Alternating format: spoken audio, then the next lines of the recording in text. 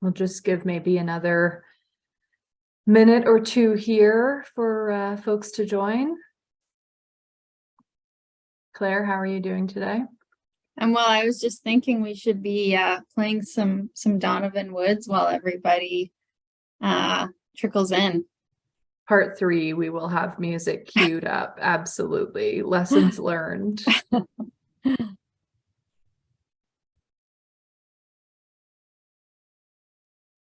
Just give another minute here, then we'll get into it. How are you, Maya? I'm doing well. Beautiful sunny day. Tough to complain. Yeah.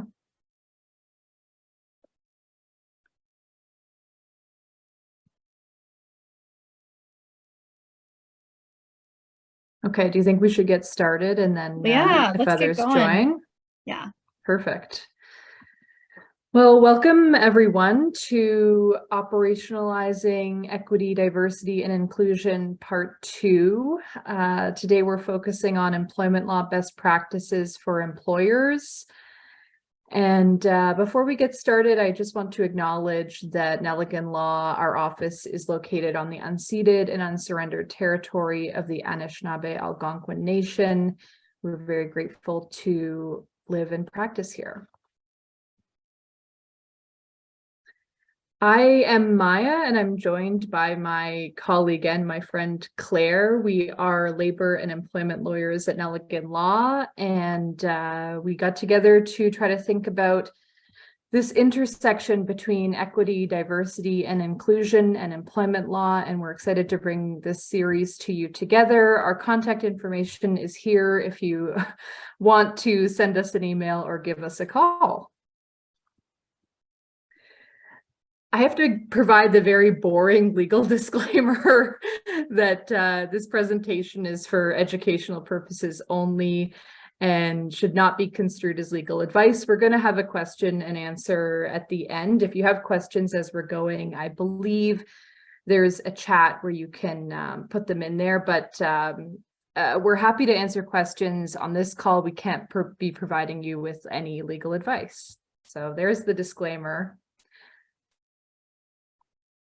Okay, as I said at the beginning, this is a 3-part series, and we designed it with the idea in mind of sort of operationalizing EDI in the life cycle of an equity, diversity, and inclusion initiative. So in part 1, we talked about recruitment. How is it that you bring diverse talent into your workplace? And our colleague who's on the line, Hannah, I think will put into the chat somewhere a link to that part 1 if you're interested in watching that, if you haven't seen it.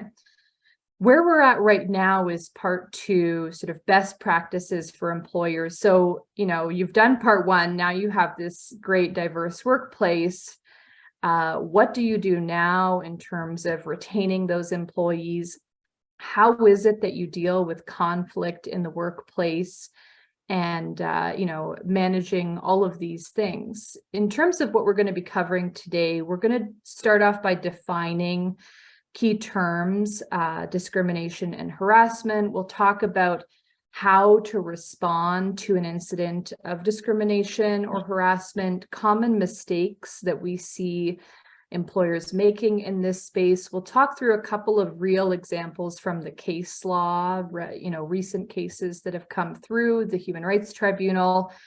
And then we'll talk about proactive steps to manage conflict. So, you know, the legal process can be quite reactive.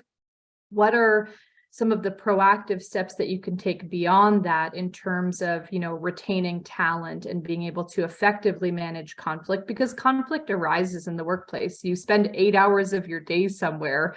There's bound to be some conflict. So how is it that you manage that effectively, and what proactive steps can you take? And we will end with a Q&A, and we, you know, the best part of these is the Q&A. So hopefully you've got some questions for us that we can work our way through. I talked about this a little bit in our last session, so I don't want to go into too much detail, but it is important to have some sense of who we are and who we aren't. So we're employment lawyers. We can provide you with legal advice, although not on this specific call. We can advise you as to relevant legislation, how it applies to you. We can draft policies. We're coming at this from the legal lens. We are not equity, diversity, and inclusion consultants. That's an important role that those consultants play. They can do training, they can come at it from a different lens, but it's important for you to understand we come at this from the legal lens and not the lens of an EDI consultant. Okay, great. Thanks, Maya. So today we're going to focus on Ontario law. So workplaces that are regulated by Ontario law. Obviously in Ottawa, we have a lot of workplaces that are federally regulated. Many of these principles are going to apply in the same way. Some will be a little bit different, but we don't have time today to sort of walk through both jurisdictions. So we're going to focus on Ontario. If you have federal specific questions, feel free to reach out. And we also wanted to highlight our colleagues. Lanice, Hazem, and Barhila are fantastic colleagues who have a practice looking at Quebec workplaces. So if you do have questions about Quebec law, please do reach out. Okay, so now we get to jump into the meat of it here. So the first thing we want to talk about are just what are the key terms here? What does discrimination in the workplace mean? What does harassment in the workplace mean? Because these are two of the big themes that come up around sort of diverse and inclusive workplaces and getting it right. So when we talk about discrimination, there are three sort of main elements that you can think about in terms of, is this incident, is this conduct, is this something that's going to trigger a claim for discrimination in the workplace? So the first piece is it in the workplace? Is this an incident that involved employees? Did it happen, spatially, temporally, all that whole question of, is this related to the workplace? The second piece is going to be, was the treatment or the incident, the conduct, was it related to a protected ground? So did the person who experienced this treatment, it may have been unequal treatment, it may have been harassment. We're going to look at the kinds of conduct that may be involved, but was there a protected ground engaged? So that could be disability, that could be family status, that could be gender expression. There's a full list within the Human Rights Code that we covered in the last session, and you can kind of refer back to that if you are wondering if a specific protected ground is covered by the legislation. And then the last piece is whether that sort of connection between the adverse treatment and the protected ground. So it may be, for instance, an employee is terminated and they wonder if their age was a factor in the termination. So is age a protected ground? Yes. Was there adverse treatment? Yes. But was it connected to their age and to their identity? And so this is where a lot of the case law sort of goes is, an employee may have a feeling that their identity was connected to the adverse treatment, but was there a remark? Was there any kind of sort of objective context that helps make that link between the treatment and the protected ground? So big picture here, three elements. Was it in the workplace? Is there a protected ground? And was the protected ground related to the adverse treatment? The next big piece is harassment. And the main thing I want to talk about here is there are two different kinds of harassment. There's harassment that's related to a protected ground, like age, disability. I'm going to not list all 100 protected grounds here, but it could be your ancestry, it could be your mother tongue, all kinds of different protected grounds that are going to connect there. And that's going to be one sort of aspect of harassment. And then the other form of harassment that occurs is not related to a protected ground. So if the harassment is related to the protected ground, you are looking at duties and obligations under both the Occupational Health and Safety Act and the Human Rights Code. If the harassment is not related to a protected ground, so it may be that an employee is subject to comment or conduct that is unwelcome and ought reasonably known to have been unwelcome. So a third party looking at it would say, look, this should have been known that this was absolutely unwelcome behavior, and so that kind of conduct is going to be regulated by the Occupational Health and Safety Act. So key takeaway here, two different kinds of harassment, and the obligations and the remedies for both are going to be a little bit different. Claire, I just want to jump in here for a second, just to kind of double down on that important ought reasonably to be known, because what we see in this space is something happens or there's some course of conduct, and the person who's maybe perpetuating this conduct says, well, I didn't know. And that happens quite frequently, right? I didn't know that this was going to be a bother. They never said that they were bothered by this. And that may be relevant, but it's not fully the whole story. That second part of, would somebody looking at this say, yeah, that should have been known? That's really important. And that's where a lot of the cases fall, is they didn't say anything, but anyone looking at this would recognize absolutely there was something going on here. So just want to flag that there. Yeah, great point, Maya.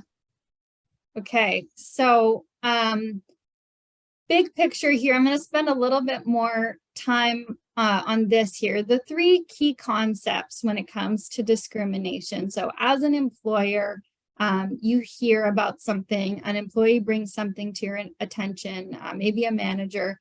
So three big things that you want to be thinking about. First of all, that threshold question, did it occur in the workplace?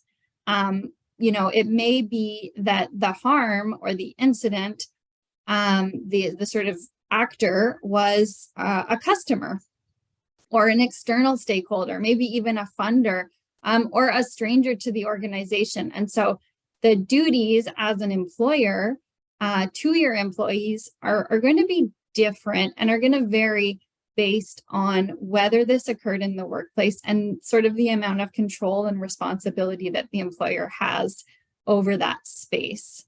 We should say here, Claire, sorry to just interject jump in once more, but the workplace is not the four walls of your office. It often can extend, and as we get into November and approach a holiday season, holiday parties that take place at a hotel or somewhere else, you're flying back from a meeting with a colleague and you're on a plane, the four walls, that's not just your workplace. It can extend much, much more than that. So just want to put that out there too. Right. I think that's a great point, Maya. And sometimes we'll hear about an employee who goes to a conference or there's an important sort of relationship outside of the organization, and you have someone saying things or doing things that are inappropriate. And the employer may feel that they don't have an ability to control that environment or to take action. Well, sometimes they're going to have a duty to do something and to take action. Often they will. It's going to depend, but that's sort of the first threshold question. And also for the employer to sort of be doing a scan. Where is the risk here? What are we asking our employees to do that's outside of the traditional box, the traditional area of the workplace, and what can we be doing to take steps there? So the second question, was the discrimination direct, indirect, or systemic? So I think we're thankfully in a place that there's a much higher sense of understanding of what direct discrimination looks like, because it's often just so obvious.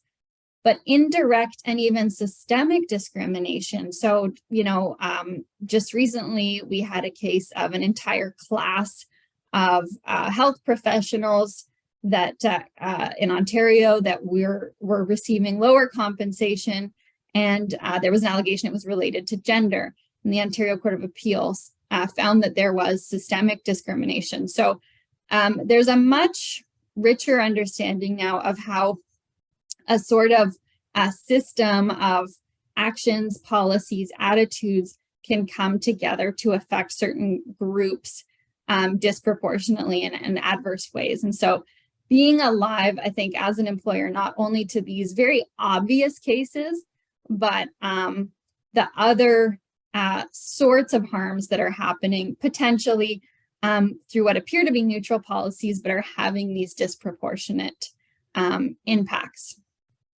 And then the third piece is whether the discriminatory treatment is actually related to several factors or one factor, and sort of disentangling that when it comes to the fore. So what we'll often see, there may be a conflict, or an employee comes in and says, this happened to me, and I believe it was because of my religious identity, because of my faith.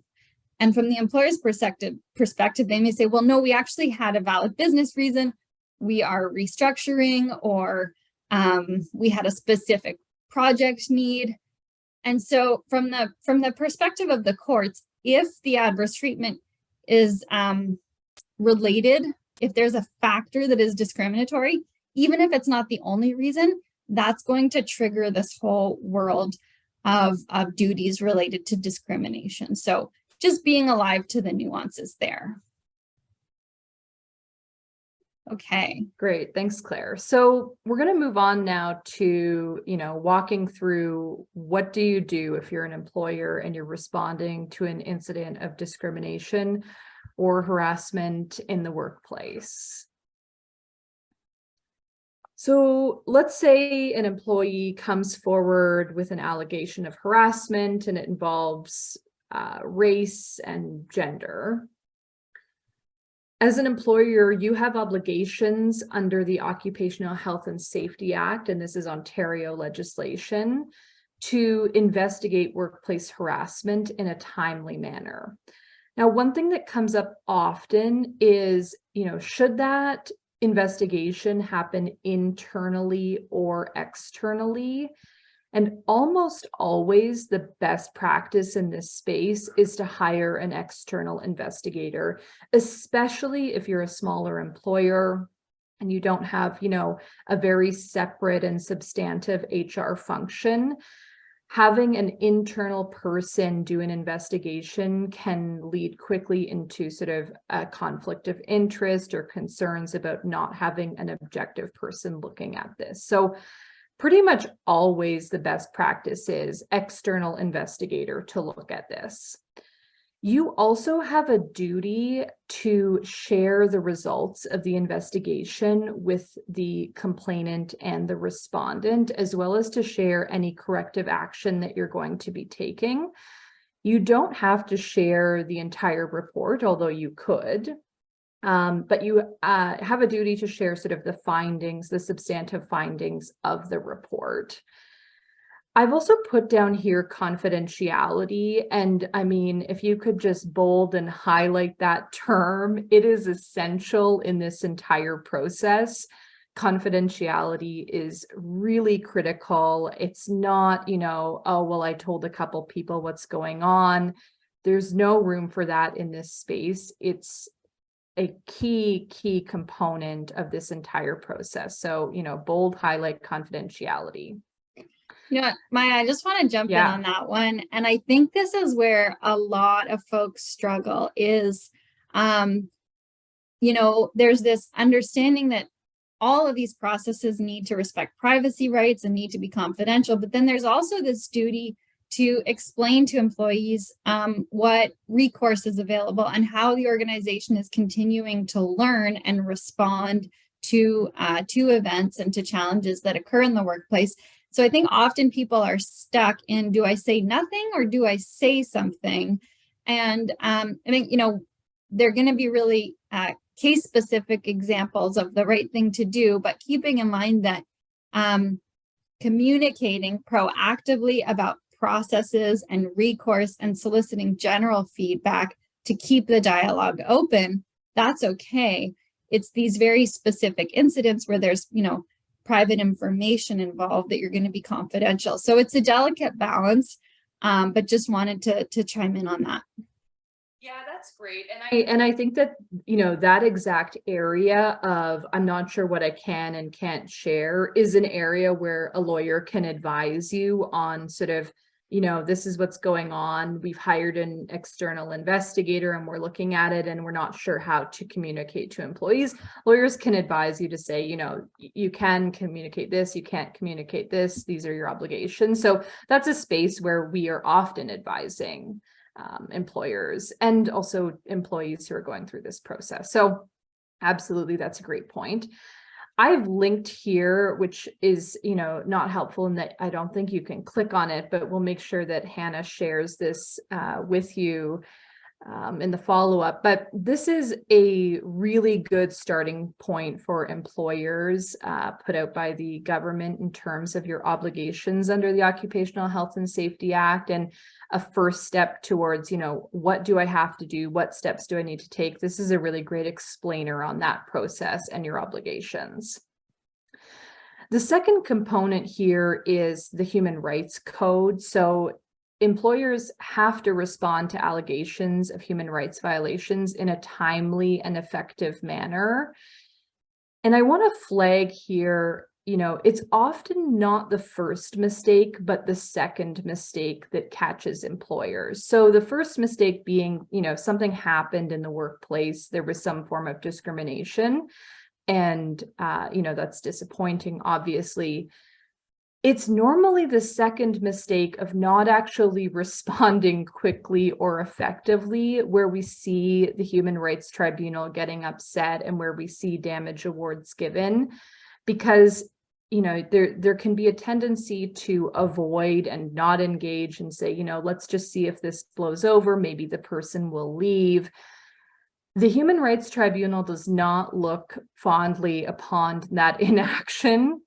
So it's really important, if something comes to light, to act quickly and effectively, because if you don't do that, the Human Rights Tribunal is going to, really consider that inaction. And we see a lot of case law in this space where something happened, an employer didn't do anything, and it's not a good result.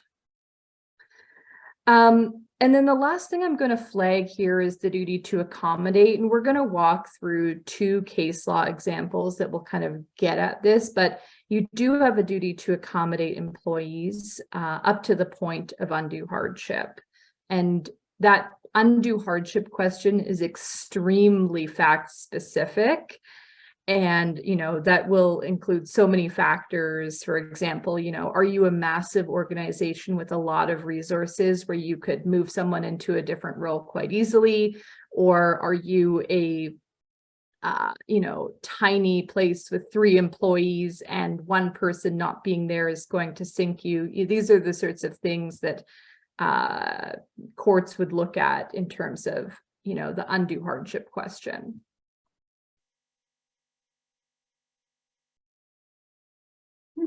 Sorry, my no slides, problem. Little delay. my No slides problem. are stuck. There we go. Okay. All right. So we'll talk through 2 case law examples here. And these are relatively recent cases from the Ontario Human Rights Tribunal. So situation 1 involved 3 employees who worked in a restaurant, and they had gender pronouns that were not he and she. I believe all of them preferred the pronouns they, them. And they made this known to their manager that these were their preferred pronouns. And despite making it known, the manager continued to misgender them persistently. They ended up, and I should give additional context, which is to say that not only was the manager misgendering them consistently, the manager also was overheard using a transphobic slur. So, you've got 2 things going on here. You've got consistent misgendering, and then you have the use of a slur. The employees bring up the misgendering with the manager to say, this is not working for us. And rather than address it, the manager sort of doubles down and says that he's been forced to walk on eggshells and there's too much sensitivity around this. And so the employees basically get to the point where they are no longer safe and comfortable in this workspace, and they end up leaving and claiming for constructive dismissal. And in this case, the tribunal awarded lost wages, as well as human rights damages to all 3 employees. And this is a 2021 decision, so very relevant. I'll also say that there's a somewhat similar decision out of the courts in BC with a similar outcome. So I think, you know, we're going to see consistency in this space. So key takeaways here is that if an employee is in a work environment where they're experiencing discriminatory treatment and that treatment goes unresolved, there's a potential claim for constructive dismissal, which is what we saw here. The second thing is the supervisor's sort of inability, lack of knowledge, and discomfort with using the preferred pronouns. The court said, you know, the tribunal said that's not a defense to continuing your course of conduct. So I think that kind of gets at that concept of, you know, not the first mistake, but the second mistake, the continued use of the wrong pronouns. Had the supervisor responded differently here and said, I'm so sorry, I realized that I used the wrong pronoun, I'm going to course correct, I'm going to, you know, take to learning this, I've known you in this, you know, one way for this long amount of time, and now I know you differently, I'm learning and I'm working on it. You know, had they approached it differently, there may have been a different outcome in this case. It's not an expectation of perfection. Everyone makes mistakes. And again, you know, you spend 8 hours somewhere or longer, you're going to make a mistake or two. It's the doubling down on I'm not going to change where the tribunal does not look well upon that. And so in this case, you know, had there been a course correction, we may have seen a different outcome, but there wasn't. And so this was the outcome in this case. Yeah, Maya, I want to, you know, something I love about this case is it shows how important learning is as an organization. And I think a lot of organizations are starting to see learning as part of not only transformation, but risk mitigation. And a lot of what workplaces are being called to do right now is to change and to really embrace that learning. So great case for showing that it's really, like you say, it's not about the first incident, but it's about that cycle of transformation and responding when an employee raises these issues. Okay, so I get to talk about scenario 2. So this is again a case from the Human Rights Tribunal. This was a father who had significant caregiving responsibilities, young children and elderly parents at home. So he approached his employer and he gave them plenty of notice and said, look, I need to leave work at 2:30 every day because I'm going to go home and take on the caregiving shift, and my spouse is going to start their work shift at that time. So the employer took time to think about it. They said, yep, we can agree to that request. They accommodated it for about a year. And after a year, new management came in. They were looking at sort of their constraints and very suddenly advised the employee that this accommodation was no longer going to be possible. At first, they sort of posted something in the workplace and then told him personally, you know, you got to respect work hours, and that's the bottom line. And proceeded to do that in a very sudden way. And when he couldn't sort of immediately make the change, disciplined him and terminated him. So I think most employers are going to know that that's not the right tack and not the right speed to sort of execute those needs. But in this case, the tribunal awarded lost wages and human rights damages. So a few key things here to take away, and I think this is helpful in illustrating how the duty to accommodate operationalizes itself in the workplace. First of all, when a request for accommodation comes in, the employer needs to look at it thoughtfully and explore different options. So the first time around, the employee requested accommodation and the employer, got it right. They looked at it, they figured out that they could make it work. The other thing that they need to do is seek out information so they're not making decisions based on assumptions. So to the extent that an employer just says a blanket, no, we can't do that, that's not going to be looked on very favorably. So looking really creatively, being flexible, saying, okay, here's the thing. We have this project that really needs to happen this week, but we can commit to, if you give us some time to make arrangements, we can commit to your alternate work schedule starting next week. And we know that we can work with that for 2 months, but can we revisit after that? So really taking a sort of open dialogue, two-way street approach to an accommodation request. Providing reasonable timelines to adjust. So this is a big theme around, return to the office similarly, and people saying, well, I've gotten used to these caregiving arrangements. I've maybe signed up for a daycare that works with my remote schedule. And so just acknowledging that to the extent that, a large employer can have some flexibility and give time on both sides to adjust, that's part of the process. And similarly for an employee to say, effective today, I will no longer be working past 3 p.m. Like that's not going to be the sort of two-way street that the courts are looking for here. And understanding that the process matters as much as the result. So looking at the scenario, we could have had 2 employers who have exactly the same request and exactly the same outcome, but the way that they addressed it and the reasons that they were able to accommodate or not are actually going to drive both the employee's experience and the trust and comfort that they build in the workplace, but also liability. So thinking about process and result as being equally important. Okay. Brilliant. Thank you. So All right. I'm gonna go ahead. I think, should I cover this one? You can do the fun part. Sure. Yeah, absolutely.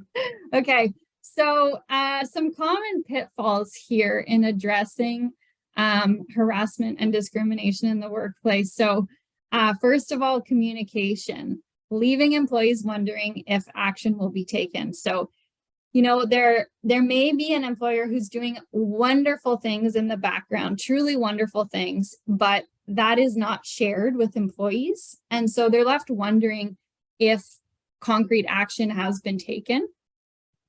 Delaying processes unreasonably. Typically, a business or an organization is going to have a whole bunch of institutional priorities. And for whatever reason, dealing with a complaint and maybe concern about dealing with it appropriately means that it gets delayed, and then that delay can actually lead to further breakdowns in information and in communication and trust. So really having a clear process that employees understand and dealing with complaints in a reasonable timeline, and then restoration. So if there is an investigation or if there is an issue raised, and it might even be a small issue that isn't a formal complaint, an employee may say to their supervisor, and it often takes quite a bit of courage to sort of raise that kind of critical feedback and say, look, something happened in this meeting that made me uncomfortable. They're not bringing a formal complaint, but at the same time, it might be a really meaningful moment to build trust and learn as an organization. So if there isn't that sense of a desire to restore the relationship, that can again lead to relationship breakdown. And again, that's where we see liability, and we see employees looking to other avenues for redress. Okay, now you get to do the fun part, Maya. Sure. So at this point, we've talked a lot about your legal obligations and, the reactive legal process that exists in a workplace if harassment or discrimination happens. And we wanted to talk a little bit about, what are the proactive steps that you can take before something like this goes on to create a more just and equitable workplace. So, and I mean, I think this also ties into this idea of, you've recruited a diverse workforce, and now how do you retain your talent and keep people in the workplace happy and leave them feeling valued? So, what are some of the proactive steps here to address discrimination and harassment in the workplace? The first is to ensure appropriate policies are in place. It's always good practice to have your policies reviewed by legal counsel to make sure that they're still in line with the laws. The laws obviously change frequently. And so you want to make sure that you've got your policies in place. The second is to provide updated training on a regular basis. And I think that the case law that I actually spoke about in terms of the pronouns is a good example. Our world is changing and evolving, and language changes and evolves. And so do your employees understand how to ask someone about their preferred pronouns? How best to integrate pronouns into practice? That's one example of a training that you could be doing, but employees should be trained on a regular basis in this space. The third is to make sure employees know who to speak with if they have concerns. It's really important, if there is some sort of wrongdoing in the workplace, that employees understand and know the process of what to do and who to speak with, and that be made very clear and updated regularly to ensure that the appropriate person is still the appropriate person, and that it's not in an employment manual that is 4 people ago who they should be speaking with. Yeah, I want to jump in on that one, because sometimes what we see coming up is employees are under the impression that the only person that they could speak to about it is their direct supervisor. And like you say, you may have a business of 3 people, and that may be where you need to go. Or you may have a large organization that has some kind of ombud or special office. But the key thing is for employees to know that if they are bringing something forward in good faith, they're not going to be disciplined for raising an issue in the workplace, and they're not going to be subject to some form of reprisal or seen as some kind of naysayer. So really making sure that there is someone that they can raise these issues with in a comfortable way, and that is not going to lead to some kind of unfavorable performance action for speaking up. Absolutely. Absolutely. There can be no reprisal in these circumstances. Thanks for raising that. Fourth proactive thing, transparency with employees about process. And I think we've spoken about this in a few different ways, but employees understanding the process, being transparent about it, and then when you're in a process, communicating about the process is really critical. Next is to ask for feedback and integrate that feedback regularly. Maybe you do an employee survey once a year, up that frequency, do sort of a temperature check with employees, maybe quarterly or, twice a year, to have a sense of how are people feeling about what we're doing in this space. Could we be doing better? Get a sense of that directly from employees. And finally, to speak with your employees about, what a meaningful outcome would be. And your legal obligations are the floor. That's your baseline legal commitment. But it's not the ceiling, right? You can and you should build processes that have meaningful outcomes. So maybe it's a survey or a facilitated discussion with your employees saying, if there was harassment in the workplace, in addition to meeting our legal obligations, what else is it that we could could do in this space for there to be a meaningful outcome for you to create, something that's more just and equitable for your employees in the end. Excellent resources. So a few things that we will point you towards. The first is the Ontario Human Rights Guide to the Code. This is a really nice explainer on the code, your obligations under the Human Rights Code, and there's lots of examples integrated. So an excellent first place to turn to. The second is the Guide to the Occupational Health and Safety Act. And similarly, this is just a great primer on, what are the key things here that you should be focusing on.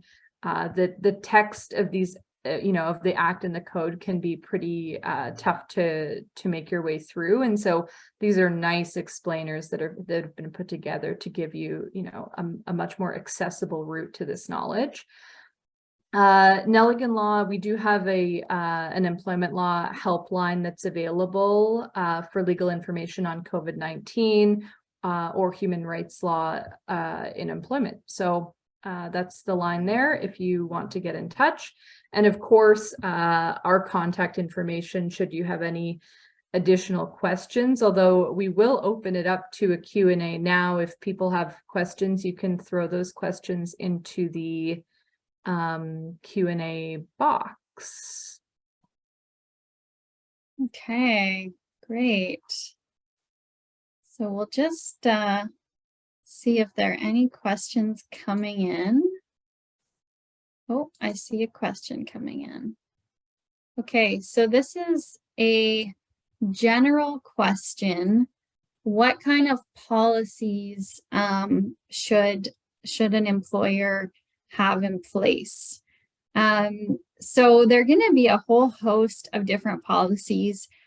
Two good starting places. So you're going to want to look under the Occupational Health and Safety Act. You're going to want to look under the Employment Standards Act if you're regulated, if you're an Ontario workplace.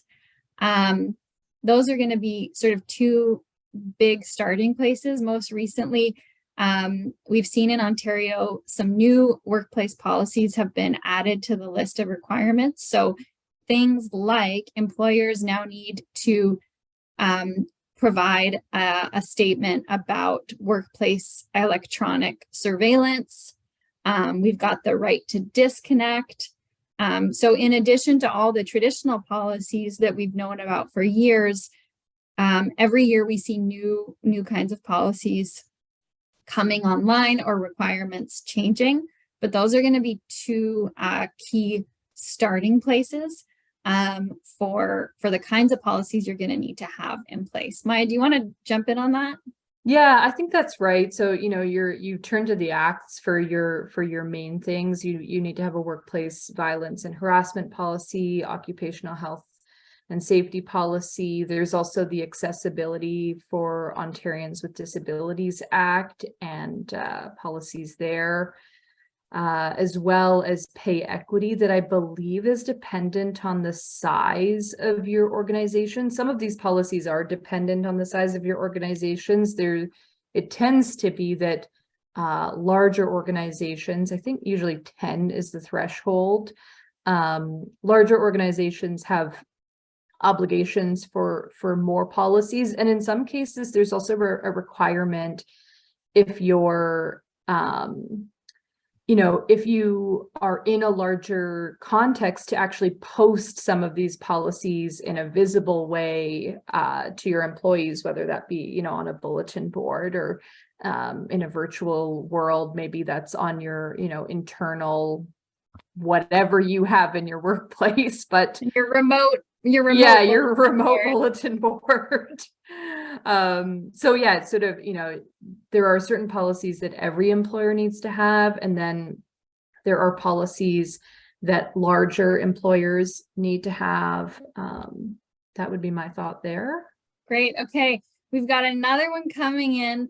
Do workplace violence and harassment policies need to be discrete or one policy? So I think the question is maybe whether workplace violence and harassment, if you need to sort of roll out two separate policies, you can include all of it in one, or some places are going to have a sort of handbook that is updated annually that has all your workplace policies in one place. There isn't really a requirement about whether you put it all in one document or whether they're two separate documents. But you're going to want to make sure that it's regularly updated because there are changes in the law fairly regularly, and you're going to want to make sure that it's accessible to employees. If you have a handbook of policies that nobody can find, then it's going to be difficult both for employees to find the right information, but for you to be able to rely on the fact that employees have that information. So making it available, easy to access, and regularly updated. Yeah, I'll just say that we often see the workplace violence and harassment policy as one document. That's not uncommon. I think the most important thing in this world is that the policy cover whatever it is that needs to be covered, and maybe for your own clarity, you prefer to do that over whatever 3 documents, the way you parse it out. I think the big thing is, do you have a policy that covers the key area that's in play here? Absolutely. Okay, these are good questions, though. These are great questions. We probably have time for one more question if any others come in. I think, we've got one more. Okay, so this is regarding the generation gap in the workplace. Would it be, this is a great question. This is such a great question. Okay, would it be classified as discrimination if managers are still holding expectations to their generation versus changing with times and changing to what the next generation wants? This is such an important theme that we see in our work. The expectations and the norms are changing. And I think I just want to build on what Maya said. It's really not about a standard of perfection. There are going to be missteps and miscommunications in the workplace, but it's about being a learning organization that has processes in place for accountability and managing conflict that meets these sort of statutory obligations and also builds trust with employees. So if there is that gap, there's also going to be a duty to train managers and to train the organization to respond appropriately. Maya, do you want to jump in on that one? Yeah, I mean, it's a great question, and it's certainly live. I was just thinking this through in my head in terms of, I think one way that this can play out in a workplace is around sort of expectations for overtime. And, I think in some workplaces, the folks who have been there for a long period of time, who are just used to working long hours and that's what's required, maybe they don't even, claim it as overtime. It's just sort of like, well, this is our workplace culture and we do this work. And then you've got potentially younger folks coming in and saying, well, like, if I'm going to be doing that overtime, then I want to be compensated for it. And so there can be sort of a cultural clash of like, well, we've been doing this and not being paid for it, and so we'd like you to do the same. And I think there are certain things that are sort of cultural that you can talk through. And then there are other things where, you do have rights under the Employment Standards Act, and employees are entitled to those rights. And so, in the case of overtime, if you qualify for overtime, and you're asking for it, well, an employer has an obligation then to be providing you with that overtime pay. And even if some employees have been working there for 20 years and have never asked for it, and it's just, this is the hard work and we do it, well, the Employment Standards Act still covers the relationship.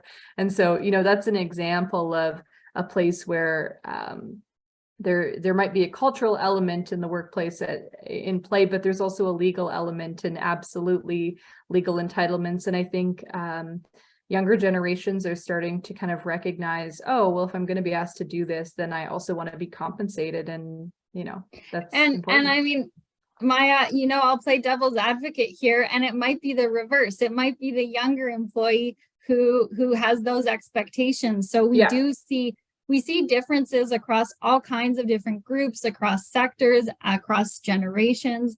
And where this can sort of break down is where expectations aren't clear. and where there's that breakdown in communication. But in terms of a manager, I think, the best answer, I think, is that case that Maya was discussing at the outset, a manager who did not feel comfortable and equipped to use appropriate pronouns. And we don't have the outcome of that case if it had gone differently, but it was the manager, as Maya said, digging in their heels, and also using transphobic language and going beyond just a simple mistake, that's going to attract liability. So having an environment where managers and employees feel comfortable coming forward to learn and to change is such an important piece of the puzzle on these topics. Yeah, absolutely. I just want to, there's a third question that we won't answer substantively. It's about, the collective agreement and workplace harassment and your obligations there. And I'll just say that in a unionized environment, we'd be looking at different legislation. We might be looking Canada Labor Code, other things. So I won't get into the weeds of that, but if you had follow-up questions specifically related to that, you'd be welcome to send us an email. But that's, a whole other kettle of fish in terms of the labor context, and it's a good one. But yeah. Well, yeah. I think we're just at about time here. Our final webinar series is going to be about sort of building for the long term. So it's going to be about those workplace policies and about that sort of infrastructure, the legal infrastructure to support equity, diversity, and inclusion over the long term. So we're excited about that. And we only got to sort of scratch the surface today. If folks have specific questions, feel free to reach out to us. Such a pleasure to do this. This is a passion project for us. And thank you, Maya, for spending this hour with us talking about this. I'm going to make a plug. Maya gave a fantastic presentation yesterday that's going to be up online soon about EDI. So check out our firm's LinkedIn for that. And thank you all. Have a great day. Yeah, thanks everyone. Take care. We look forward to hearing from you again at the next session. All the best.